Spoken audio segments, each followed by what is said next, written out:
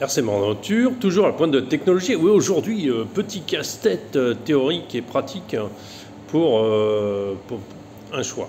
Voilà. Et là, je vous sollicite un peu parce que je suis pas expert en. Alors, Breezer RC, si tu m'écoutes, attends, voilà, ta proposition est toujours intéressante, bien sûr. Je n'ai pas répondu, excuse-moi.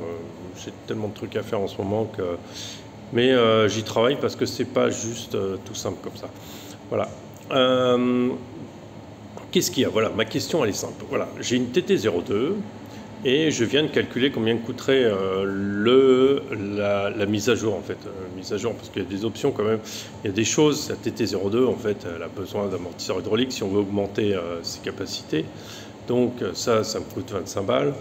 On rajoute par-dessus la couronne speed pour avoir un petit peu plus de vitesse. Quoique j'en ai pas besoin de beaucoup plus, mais pour passer un autre moteur dessus, ça me coûte grosso modo encore 11 balles ou 12 balles. Plus encore, on va rajouter, il me faut la direction option en métal parce qu'elle est sur roulement, elle a beaucoup moins de jeu et pour gagner en précision parce que ça c'est le gros point noir de la TT02. Ça, on ressort encore 18 €. Après, on a encore la couronne, le cardan central. Je ne suis pas obligé de le mettre parce que si je ne mets pas un moteur trop puissant, ça devrait tenir sans problème, mais on peut le mettre aussi. Ça ne coûte pas si cher que ça coûte 6-7 €, je crois. C'est pas extrêmement cher. Voilà, donc on arrive quand même à augmenter la soupe, plus va falloir que je change les pneus parce que les pneus commencent à s'user, c'est normal. Hein. Depuis Noël, je roule pas mal avec. Je m'éclate bien, je m'éclate vraiment bien avec cette voiture, elle est rigolote comme tout.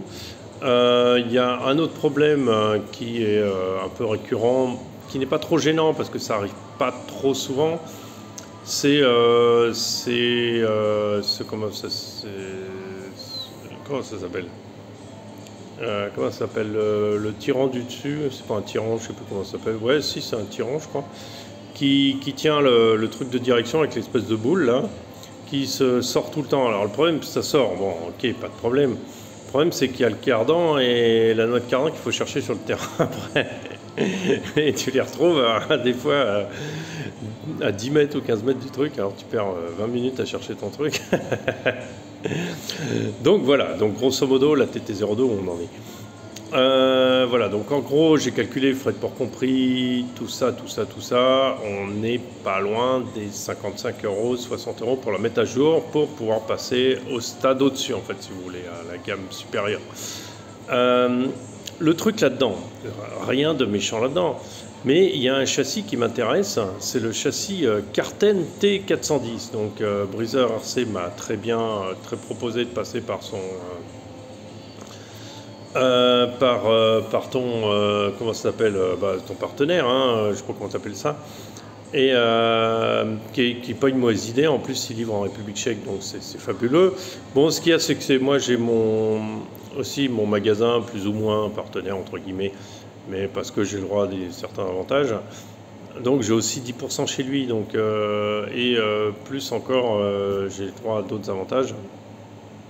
Donc je réfléchis encore comment ça peut se passer parce que j'ai pas de frais de port à payer, j'ai rien à payer en fait par rapport à ça. Mais écoute, je sais pas ce que ça a donné cette histoire, mais je pense à prendre la Carten T410. Mani en a fait des tests, Mani a fait des montages.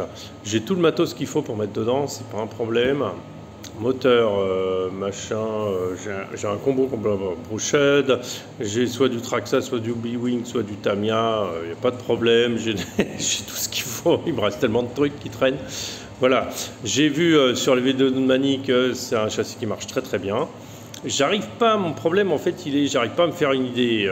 Est-ce que le Carten T410, alors c'est pas le R mais c'est le normal, est-ce il a réellement un potentiel bien supérieur à TT02, tout optionné? Ça, j'arrive pas à me faire une idée non plus. Et voilà, parce que dans ce cas-là, au lieu d'optionner la Tamiya, ce qui est une bonne idée en soi, c'est mieux de reprendre un châssis en plus.